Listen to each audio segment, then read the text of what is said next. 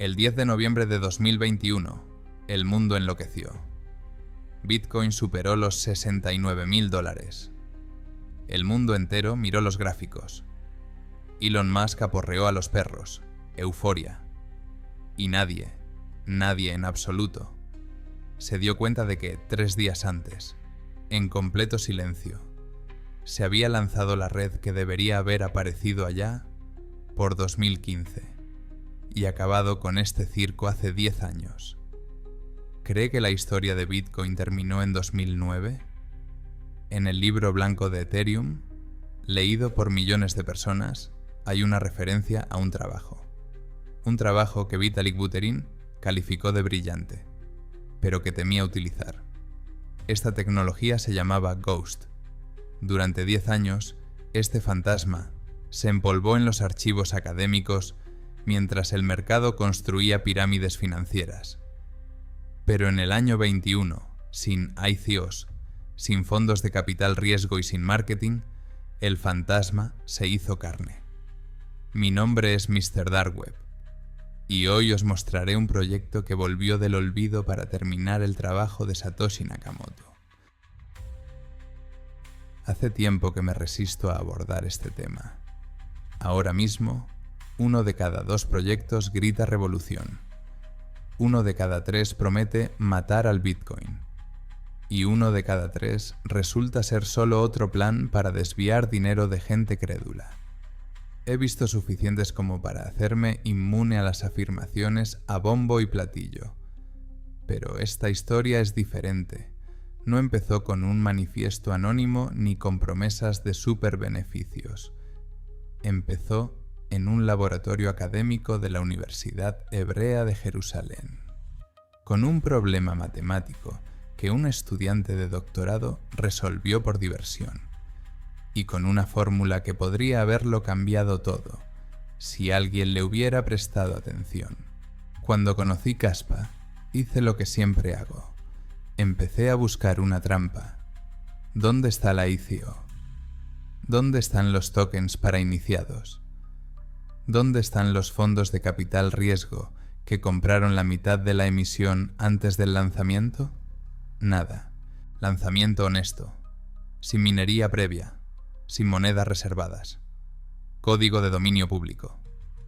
Parecía tan limpio que parecía sospechoso. No hacen eso en 2021. Eso es lo que hicieron en 2009, cuando Satoshi lanzó Bitcoin. Y fue entonces cuando empecé a indagar más.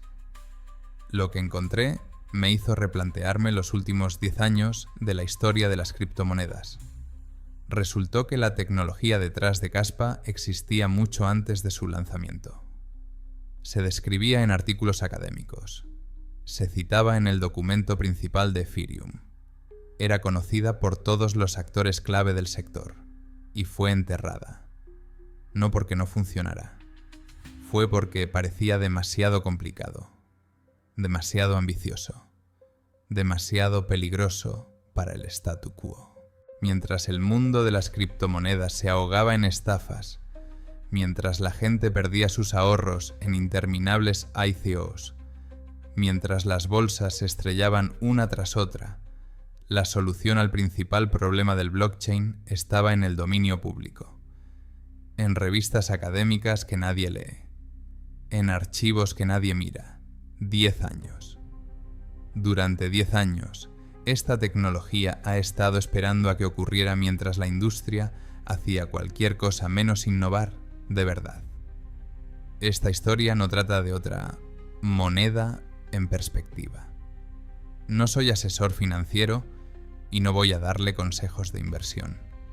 Esta historia trata sobre el error más caro de la historia de las criptodivisas, sobre la tecnología que todo el mundo conocía y nadie utilizaba, sobre personas que trabajaron en silencio durante 10 años mientras el resto perseguíamos dinero rápido, y sobre la pregunta que me ha estado rondando la cabeza: ¿cuántos más de estos fantasmas están cogiendo polvo en los archivos ahora mismo, mientras nosotros miramos gráficos y compramos fotos de monos?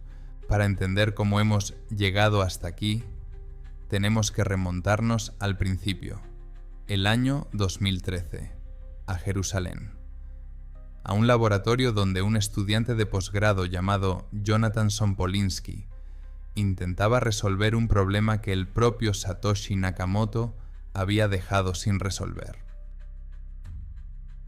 Año 2013, Jerusalén. En un laboratorio de la Universidad Hebrea se sienta un estudiante de posgrado que se suponía que era matemático. Se llama Jonathan Sompolinsky. Tiene 20 y tantos años y no tiene ni idea de que en 8 años lanzará una de las criptomonedas más sonadas del mundo. Ahora mismo está intentando terminar su máster. Su supervisor, el profesor Aviv Zohar, le sugiere que investigue el Bitcoin. Sompolinsky se niega. Para alguien con formación matemática, Bitcoin parece demasiado práctico, demasiado realista. Él quiere resolver problemas reales, como demostrar la hipótesis de Goldbach y ganar $1 millón en premios. Spoiler, no demostró la hipótesis. 6 meses después, tras intentar sin éxito un avance matemático, Sompolinsky vuelve a Zohar. Ok, dice, vamos a ver este Bitcoin tuyo. Esta decisión cambiará la historia de las criptodivisas. Aunque nadie se dé cuenta en ese momento, Zohar plantea una pregunta sencilla a Sompolinsky. ¿Qué tiene de malo Bitcoin? No en el sentido de ¿por qué es malo?, sino en el sentido de ¿dónde están los límites matemáticos? ¿Dónde está el techo? ¿Qué impide que el sistema funcione más rápido, procese más transacciones, se amplíe? Sompolinsky empieza a indagar. Encuentra un problema que el propio Satoshi Nakamoto dejó sin resolver. Se trata de velocidad. Bitcoin crea un nuevo bloque aproximadamente una vez cada 10 minutos. Eso es lento, muy lento. Si compras café con Bitcoins, el vendedor tiene que esperar al menos 10 minutos para asegurarse de que la transacción se realiza y para estar seguro, los 60. ¿Por qué no se puede acelerar la creación de bloques? Porque entonces es cuando se rompe el sistema. He aquí el problema. Cuando los bloques se crean demasiado rápido, empiezan a competir entre sí. Imagina 2 mineros en diferentes extremos del planeta. Ambos encuentran una solución y crean un nuevo bloque al mismo tiempo. Pero la red solo puede aceptar uno de ellos. El segundo se convierte en un bloque huérfano. El trabajo del minero se desperdicia. Con una creación de bloques lenta, esto no es crítico. Los huérfanos son raros. Pero si aceleras el proceso, habrá muchos. Muchos. La red empezará a malgastar energía en bloques que nunca llegarán a la cadena. La seguridad disminuirá. Aumentará la centralización porque los grandes grupos de minería con internet rápido tendrán ventaja. Satoshi lo sabía. Por eso eligió 10 minutos. Era un compromiso entre velocidad y seguridad. Y ese compromiso se convirtió en el techo de toda la industria. Todos los que vinieron después, Litecoin, Dogecoin, docenas de otros, se limitaron a mover el deslizador hacia adelante y hacia atrás, un poco más rápido, un poco más lento, pero nadie resolvió el problema en sí. Sompolinsky decidió intentarlo. La idea que se le ocurrió era tan simple como radical. ¿Y si no tiramos los bloques huérfanos? ¿Y si los utilizamos? En una blockchain clásica, una cadena de bloques es exactamente eso, una cadena. Un bloque tras otro. Una estructura lineal. Si 2 bloques reclaman el mismo lugar, uno gana y el otro desaparece. Sompolinsky propuso un modelo diferente. En lugar de una cadena, un árbol. En lugar de una elección o lo uno o lo otro, se tienen en cuenta todos los bloques, incluso los que no están incluidos en la rama principal. Lo llamó GHOST, Greedy Heaviest Observed Subtree. Un nombre que solo se le podía ocurrir a un matemático. La esencia del protocolo. En lugar de seguir la cadena más larga, como en Bitcoin, la red sigue la rama más pesada. Es decir, aquella en la que se ha invertido más trabajo computacional, incluidos los bloques laterales. Lo cambió todo. Ahora los bloques huérfanos no estaban desaprovechados. Reforzaban la seguridad de la rama principal. Los mineros eran recompensados incluso si su bloque no entraba en la cadena principal. Y lo más importante, el sistema podía acelerarse sin perder fiabilidad. En diciembre de 2013, Sompolinsky y Zohar publicaron un artículo, un trabajo académico que fue leído por varios cientos de especialistas, y un programador informático canadiense de 19 años. Su nombre era Vitalik Buterin. En 2013 ya era conocido en la comunidad criptográfica, cofundador de Bitcoin Magazine, participante activo en foros, un hombre con ideas, grandes ideas. Buterin quería crear algo más que dinero digital. Quería construir un ordenador mundial, una plataforma en la que pudiera ejecutarse cualquier programa protegido por blockchain. La llamaría Ethereum, y para esta plataforma necesitaba velocidad. Los 10 minutos por bloque de Bitcoin son demasiado lentos para un ordenador mundial. Buterin quería bloques cada pocos segundos, pero comprendió el problema de la orfandad. Se dio cuenta de que acelerar la velocidad acabaría con la seguridad. Y luego leyó la obra de Sompolinsky y Zohar. En el libro blanco de Ethereum, publicado en 2014, hay una sección entera dedicada a Ghost. Buterin llama al protocolo una solución al problema de los bloques rápidos. Escribe que Ghost permitirá a Ethereum funcionar mucho más rápido que Bitcoin sin perder seguridad. Se suponía que el protocolo fantasma era el corazón de la segunda criptomoneda más grande del mundo. Tuve que hacerlo. El 30 de julio de 2015, Ethereum se lanzó. Era uno de los lanzamientos más esperados de la historia de las criptomonedas. Miles de desarrolladores se preparaban para crear aplicaciones en la nueva plataforma. Los inversores invertían millones. El mundo esperaba una revolución, y llegó la revolución, pero no la prometida. Cuando consulté los registros de ese lanzamiento, cuando leí los debates de los desarrolladores de entonces, me di cuenta de que algo había ido mal. Ghost, el mismo protocolo que Buterin llamó genio, estaba en Ethereum, pero no completamente. Los desarrolladores tomaron solo una parte de la idea. Dejaron el mecanismo de los uncle blocks, tíos bloques, que permitía tener en cuenta algunos bloques laterales. Pero el principio de selección de cadenas en sí no se tocó. Ethereum continuó siguiendo la regla de la cadena más larga, como Bitcoin, como todo el mundo. 2 semanas después de su lanzamiento, los desarrolladores han abandonado finalmente el Ghost en toda regla. ¿El motivo? Demasiado complicado. Demasiados cálculos para determinar la rama más pesada. Demasiado arriesgado cambiar los cimientos de un sistema que funciona. Cogieron el mapa del tesoro, lo miraron y lo devolvieron a la estantería. El fantasma siguió siendo un fantasma. Y Sompolinsky no se rindió. Mientras Ethereum ganaba miles de millones de dólares de capitalización, mientras el mundo enloquecía con las ICO y los contratos inteligentes, un científico israelí seguía trabajando en su idea. 2016. Publica Spectre, un nuevo protocolo para la confirmación rápida de transacciones. 2018 es Phantom, otra iteración, otra mejora.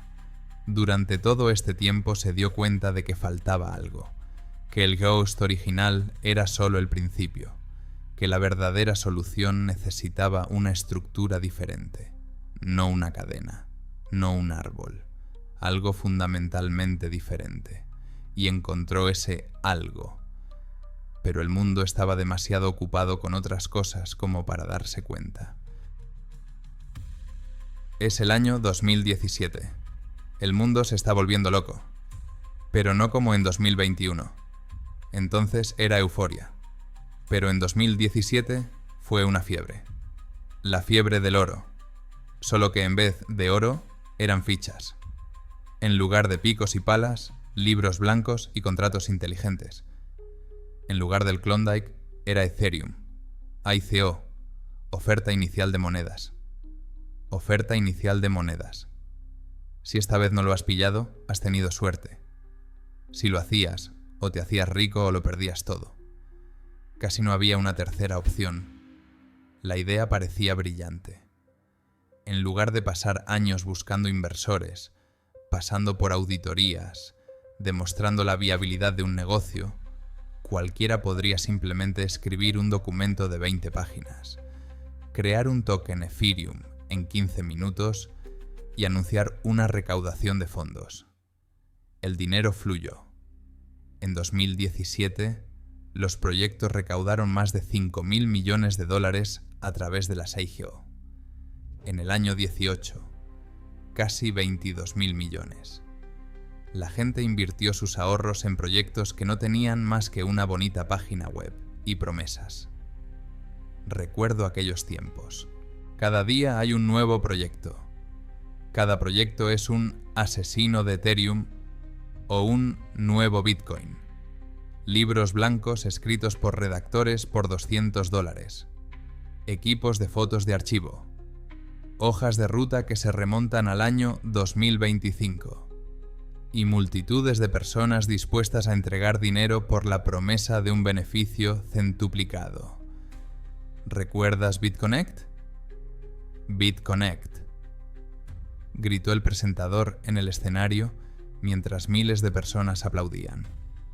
Un clásico esquema piramidal disfrazado de proyecto criptográfico. Prometían hasta un 40% de beneficios al mes. En enero de 2018, todo se vino abajo. 2.500 millones de dólares de capitalización se evaporaron en cuestión de días. Pincoin e IFAN, 660 millones de dólares. Los fundadores han desaparecido. Centratec recaudó 25 millones. Incluso pagó al boxeador Floyd Mayweather por publicidad. Los fundadores fueron detenidos. Plexcoin prometía 1.300% de beneficios en un mes. Los reguladores cerraron el proyecto pocas semanas después de su lanzamiento. Y eso es solo la parte superior. Por debajo hay miles de proyectos más pequeños. Miles de historias de personas que lo invirtieron todo y se quedaron sin nada. ¿Qué hacía Jonathan Sompolinsky en ese momento? Escribió artículos científicos. Mientras el mercado de las criptomonedas se inundaba de dinero y estafas, un científico israelí se sentaba en su laboratorio y trabajaba en protocolos.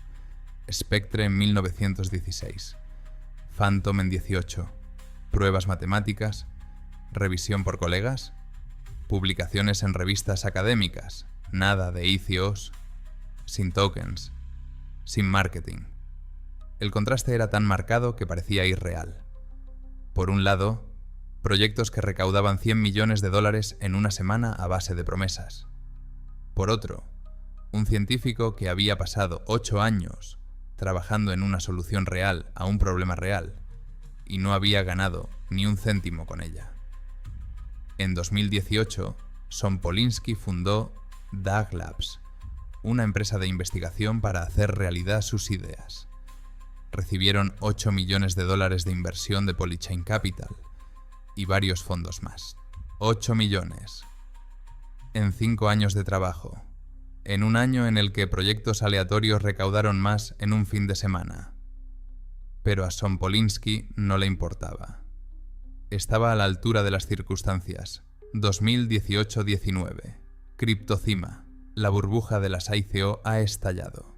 Bitcoin cayó de 20.000 a 3.000. Ethereum pasó de 1.400 a 80. El 90% de los proyectos que recaudaron millones desaparecieron. Simplemente desaparecieron. Los sitios web dejaron de funcionar. Los feeds de Telegram enmudecieron. Los fundadores borraron sus cuentas. Los que se quedaron empezaron a darse cuenta de que algo iba mal en el propio sistema. Las cadenas de bloques eran lentas. Las transacciones eran caras. Ethereum, que se suponía que era el ordenador del mundo, apenas podía mantener la carga. Cuando CryptoKitties, un juego sobre coleccionar gatitos digitales, se lanzó en la plataforma a finales del 17, la red estuvo a punto de paralizarse. Los SEAL digitales acaban con el ordenador mundial. Sería gracioso si no fuera tan triste. Pero la industria tiene facilidad para olvidar. Año 2020. Verano DeFi. Nuevo bombo. Nuevas promesas. Nuevas formas de perder dinero. Finanzas descentralizadas. Suena serio, ¿verdad? Bancos sin bancos. Sin controles de crédito. Rendimientos de 100% al año. Lo miré y no podía creer lo que veía en mis ojos. La gente no ha aprendido nada. Agricultura de rendimiento, minería de liquidez. Los nombres cambiaron, pero la esencia siguió siendo la misma. Poner dinero aquí, obtener un token, vender el token mientras valga algo. Sal antes que nadie. No fue una revolución en las finanzas, fue un juego de sillas musicales con criptodivisas. Jam Finance es un proyecto que ha acumulado casi $500 millones de fondos bloqueados en 2 días. Y entonces encontraron un error en el código y todo se vino abajo. SushiSwap. Un desarrollador anónimo creó una copia del popular protocolo, recaudó más de $1.000 millones y luego retiró 13 millones de las arcas del proyecto. Necesitaba unas vacaciones, escribió después, y docenas, cientos de proyectos con nombres parecidos al menú de un restaurante. Pickle, kimchi, hot dog, pizza. Cada uno prometía algo nuevo. 1 de cada 2 resultó ser una estafa o un pirateo. A finales del año 2020, se habían robado más de $120 millones de los protocolos DeFi. Y eso es solo lo que salió en las noticias. 2021, la época de los simios, NFT. Fichas no fungibles, La idea era interesante. Crear un certificado digital único de propiedad. Para el arte, para la música, para cualquier cosa. Una tecnología con verdadero potencial. Pero ¿sabes en qué se convirtió? Club náutico de los monos aburridos. Monos aburridos. 10.000 fotos con monos con diferentes sombreros y gafas. Precio mínimo en el pico. Más de $100.000 por foto. $100.000. Por un archivo IP con un mono dibujado en él. La gente pedía préstamos para comprar estas fotos. Los famosos las publicaban como avatares. Las marcas pagaron millones por ser miembros del club. Y eso fue solo el principio. Los CryptoPunks son retratos pixelados de 24 por 24 puntos. Algunos se han vendido por decenas de millones de dólares. El artista Beeple vendió un collage de su obra por 69 millones en una subasta de Christie's. Se convirtió en la tercera obra más cara de un artista vivo. Y entonces empezó la locura. Todo el mundo quería su propio proyecto NFT. Los famosos estampaban colecciones. Los influencers vendían imágenes únicas a sus suscriptores. Las redes se inundaron de transacciones. Las comisiones se dispararon. El Ethereum, creado para el ordenador del mundo, se utilizaba principalmente para intercambiar imágenes de monos y cabezas de píxel. La gran tecnología que Buterin citaba en su libro blanco. El protocolo, Ghost, yacía en los archivos. Nadie la necesitaba. Mientras el mundo decidía qué mono era más bonito. Detente un segundo y piénsalo. De 2013 a 2021. 8 años. En ese tiempo, la industria de las criptomonedas ha perdido miles de millones de dólares en estafas. Ha experimentado varias burbujas y colapsos. Nunca ha resuelto el problema básico de la velocidad y la escalabilidad. Y todo este tiempo, la solución existía. Estaba descrita. Se publicó. Se citaba en el documento principal de la segunda criptomoneda del mundo. Pero nadie miraba en esa dirección, porque allí no había dinero rápido. Había artículos científicos y pruebas matemáticas. Hubo un científico de Jerusalén que se pasó años puliendo su idea en vez de lanzar otra ficha. Esta es la verdadera historia de las criptodivisas, no los altibajos de los gráficos, no los millonarios y las quiebras, sino las oportunidades perdidas. Tecnologías que podrían haberlo cambiado todo y que quedaron sepultadas bajo una montaña de exageraciones y codicia. Otoño de 2021. El mercado vuelve a subir. Bitcoin alcanza nuevos máximos. Los proyectos NFT recaudan millones. Cada segundo comienza su propio metauniverso. Y en algún lugar de Israel, un grupo de desarrolladores se prepara para el lanzamiento, sin comunicados de prensa, ni anuncios, ni embajadores ni personas influyentes. Pasaron 3 años convirtiendo artículos académicos en código funcional. Resolvieron un problema que Ethereum no pudo resolver en el 15. Crearon lo que Sompolinsky había imaginado en el año 13, BlockDAG, no una cadena, no es un árbol, un grafo acíclico dirigido, y el protocolo GhostDAG es una evolución del propio fantasma que Buterin calificó en su día de genio. El 7 de noviembre de 2021, a las 6 de la tarde UTC, la red Caspa entró en funcionamiento. El mundo no se dio cuenta. 3 días después, todo el mundo miraba a otra cosa. Bitcoin superaba los 69.000. La euforia había tocado techo. Nadie pensaba en un protocolo de las revistas académicas. Nadie sabía que en ese momento comenzaba otra historia. Para entender lo que hizo Sompolinsky, primero hay que entender por qué todo lo demás no funcionó. Imagine una cola en un banco. Un cajero. 100 clientes. Cada uno esperando a que el anterior sea atendido. Eso es Bitcoin. Seguro, protegido, lento. Si quieres acelerarlo, pon un segundo cajero. Pero luego está el problema de quién va primero. ¿Qué transacción es más importante? 2 cajeros pueden procesar el mismo pago de forma diferente al mismo tiempo. El caos. Por eso, Bitcoin funciona con una sola cola. Un bloque tras otro. La cadena. Ethereum intentó acelerar la cola acortando el tiempo entre bloques. En lugar de 10 minutos, eran 15 segundos. Pero esto creó un nuevo problema. Los bloques empezaron a chocar. Como los coches en un cruce sin semáforo.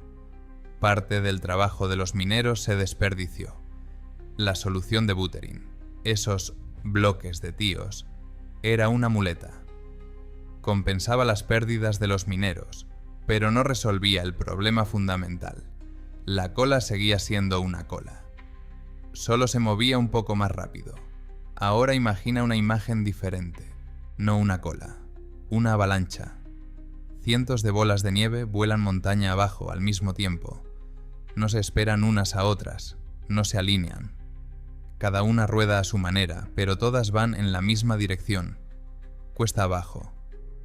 Es un BlockDAG. Grafo acíclico dirigido. Grafo acíclico dirigido. En una cadena de bloques convencional, cada bloque apunta a un bloque anterior. Cadena. Linaje. Si se crean 2 bloques al mismo tiempo, uno sobrevive y el otro muere. En BlockDAG, cada bloque puede apuntar a varios bloques anteriores. No es una línea, es una red. No una cadena, una red. Los bloques no compiten, coexisten. ¿Parece sencillo? Sobre el papel, sí. En la práctica, es una pesadilla. Porque surge la pregunta: ¿en qué orden se procesan las transacciones? Si los bloques se crean en paralelo, si no hay una cadena única, ¿cómo podemos determinar qué fue antes? ¿Cómo evitar el doble gasto cuando una persona intenta gastar el mismo dinero 2 veces? Aquí es donde se rompió el Ghost original. Por eso Ethereum se negó a implementarlo completamente. Es demasiado difícil determinar el orden en el caos de bloques paralelos. Sompolinsky lleva años afrontando este reto. Spectre en 2016 fue el primer intento. El protocolo permitía una confirmación rápida de las transacciones, pero no ofrecía un orden lineal completo de los bloques. Para pagos sencillos estaba bien. Para aplicaciones complejas, no. Phantom en 2018 es la segunda iteración. Ahora el protocolo podía alinear todos los bloques en una secuencia clara. Pero el algoritmo era demasiado pesado, computacionalmente caro, poco práctico para una red real, y fue entonces cuando apareció GhostDAG. La idea era dividir los bloques en dos categorías: azules y rojos. Los bloques azules son bloques honestos creados por mineros honestos. Rojos, bloques sospechosos, posiblemente creados por atacantes o simplemente tarde. ¿Cómo distinguir uno de otro? Las relaciones. Los mineros honestos ven la red más o menos de la misma manera. Sus bloques se enlazan con bloques anteriores similares. Forman un clúster denso, un grupo de nodos bien conectados. Los mineros atacantes o rezagados crean bloques mal conectados con el resto. Quedan fuera de juego. GhostDAG encuentra el cúmulo azul más grande y lo utiliza como base para la ordenación. Los grupos rojos también se incluyen en la ordenación final, pero se colocan más tarde. Así es como el protocolo distingue el trabajo honesto de los intentos de manipulación. Ahora volvamos a la avalancha. Cientos de bolas de nieve volando montaña abajo. En una cadena normal, intentarías alinearlas. Esta primero, esta segundo, esta tercero. Es una tarea imposible cuando caen al mismo tiempo. GhostDAG hace las cosas de otra manera. Observa el panorama completo. Encuentra la corriente principal, las bolas de nieve que vuelan juntas en un grupo compacto. Esas son las azules. Y las que vuelan por separado, separándose del movimiento general, son las rojas. La corriente principal se convierte en la columna vertebral del orden. Las demás se construyen a su alrededor. Resultado: puedes crear bloques cada segundo. Puedes crear 10 bloques por segundo. No competirán. Todos entrarán en el orden final. Ni uno solo se desperdiciará. Bitcoin: un bloque cada 10 minutos. Ethereum: un bloque cada 15 segundos. Caspa en su lanzamiento: un bloque por segundo. Ahora son 10 bloques por segundo. El objetivo son 100, no es una mejora incremental. Es una arquitectura diferente. Pero había otro problema.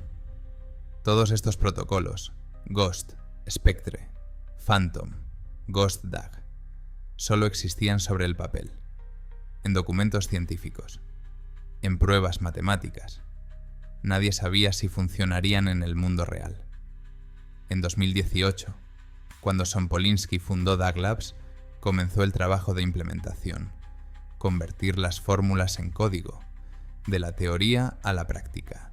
3 años de desarrollo, docenas de ingenieros, pruebas interminables y una solución basada en principios, un lanzamiento honesto, sin ICO, sin tokens para inversores, sin preminado, donde los fundadores preminan monedas para sí mismos por adelantado. DAG Labs y sus inversores en Polychain han abandonado todo esto. El código será abierto. La minería estará disponible para todos desde el primer segundo. Como Bitcoin en 2009, 6 meses antes del lanzamiento, DAG Labs hizo público el proyecto. Renunció a todos los derechos de propiedad intelectual. Caspa dejó de ser un producto de la empresa para convertirse en un proyecto público. En un mundo en el que todos los proyectos de criptomonedas intentaban exprimir al máximo el dinero de los inversores, parecía una locura. O como principio, en otoño de 2021 todo estaba listo. 8 años de investigación, 3 años de desarrollo, 4 iteraciones del protocolo, miles de líneas de código y una tecnología que podría procesar transacciones más rápido que cualquier blockchain proof of work existente. sin perder seguridad, sin centralización, sin los compromisos que todos los demás hicieron. El fantasma estaba listo. Solo quedaba pulsar el botón. 7 de noviembre de 2021, domingo, 6 de la tarde, UTC. No hay comunicados de prensa. No hay grandes anuncios en los medios de comunicación, ni cuenta atrás en la web. Solo un mensaje en el canal de Discord para desarrolladores. La red está en marcha. El bloque Génesis, el primer bloque de Kaspa, apareció sin fanfarria. Varios cientos de personas de todo el mundo lanzaron sus nodos. Los mineros se conectaron a la red. Se realizaron las primeras transacciones. Estaba tan tranquilo que parecía un error. No es así como se lanzan los criptoproyectos en el año 2021. En el año 2021, un lanzamiento es un acontecimiento. Es una campaña de marketing millonaria. Influenciadores, embajadores, listados en las bolsas el primer día. Es un bombo publicitario. Kaspa arrancó como si fuera el año 2009. Fue como si Satoshi Nakamoto acabara de publicar el código y dijera: funciona, úsalo. 3 días después el mundo estalló. El 10 de noviembre, Bitcoin superó los $69.000. Un máximo histórico. Euforia. Todos los canales de noticias, todos los blogueros, todos los analistas hablaban solo de ello. Criptodivisas en las portadas de las revistas. Predicciones de 100.000 para finales de año.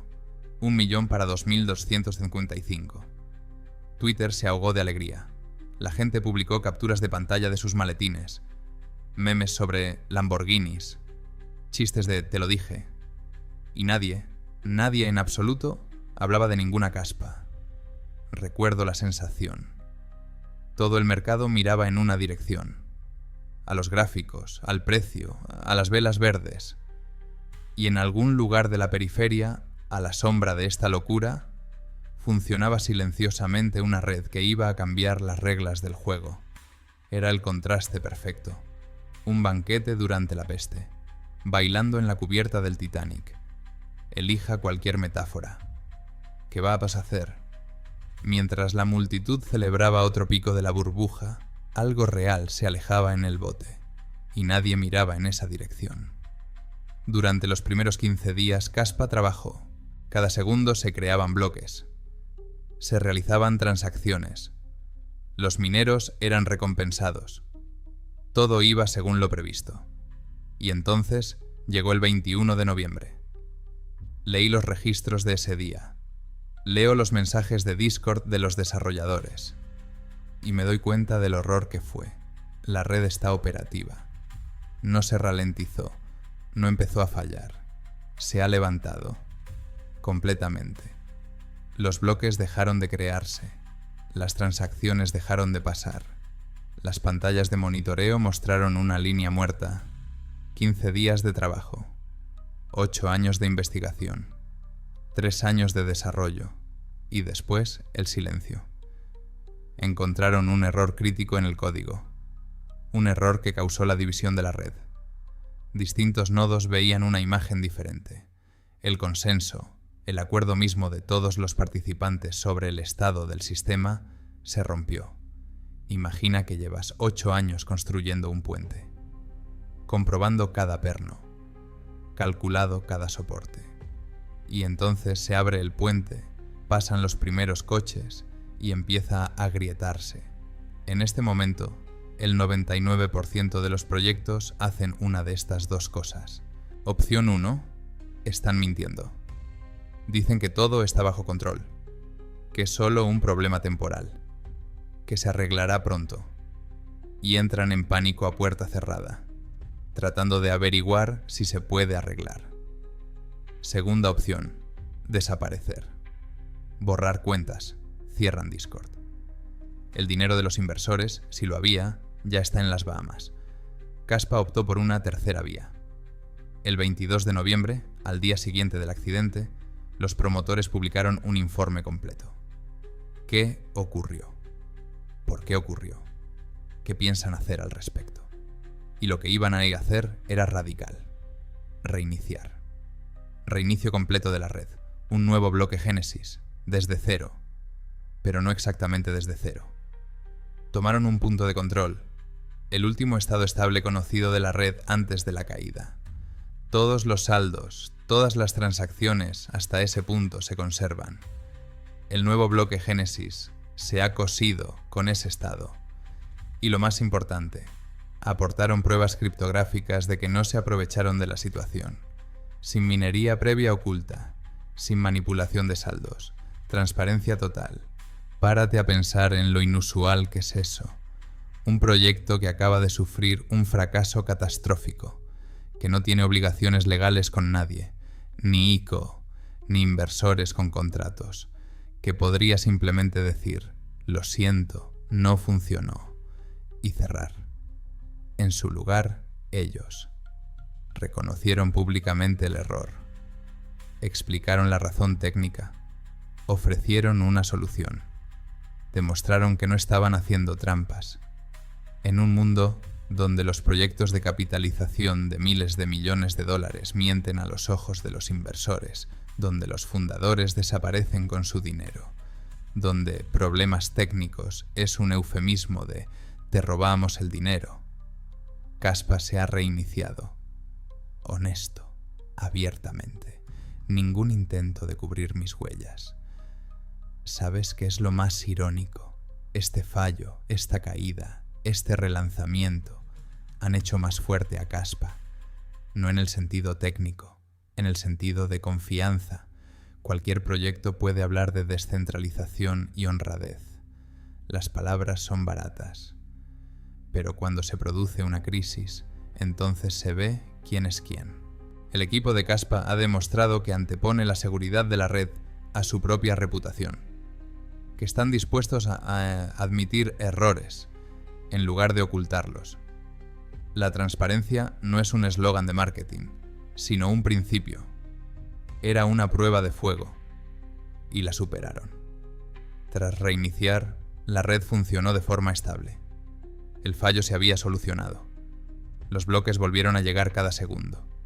Luego, cada medio segundo. Luego 10 bloques por segundo. Kaspa empezó a hacer aquello para lo que fue creada. En silencio, sin pompa, mientras el resto del mercado atravesaba otro ciclo de euforia y desplome. A finales del año 2021, unos cuantos miles de personas conocían Kaspa, entusiastas, técnicos, los que leen artículos académicos y miran el código, no los gráficos. El precio de la moneda era cercano a cero. No cotizaba en las principales bolsas, sin presencia en los medios de comunicación. Pero la red funcionaba, todos los días, cada bloque, cada segundo. El fantasma tomó carne y comenzó a ganar fuerza. Cuando empecé esta investigación, buscaba una trampa. Un lanzamiento honesto, sin ICO, sospechoso. Raíces académicas en lugar de una máquina de marketing. Extraño. Un equipo que renunció a los derechos del proyecto y lo cedió a la comunidad. Casi increíble. Estoy acostumbrado a que en el mundo de las criptomonedas las palabras bonitas escondan la fea verdad. Que detrás de cada proyecto revolucionario está la cartera de alguien. Que la descentralización es un meme, no una realidad. Kaspa rompió este patrón, no porque sus creadores sean santos, no porque no quieran dinero, sino porque entienden algo importante. El valor real se crea de otra manera. Veamos los números. Bitcoin. Un bloque cada 10 minutos. 7 transacciones por segundo como máximo. Tecnología de hace 2099 años. Ethereum.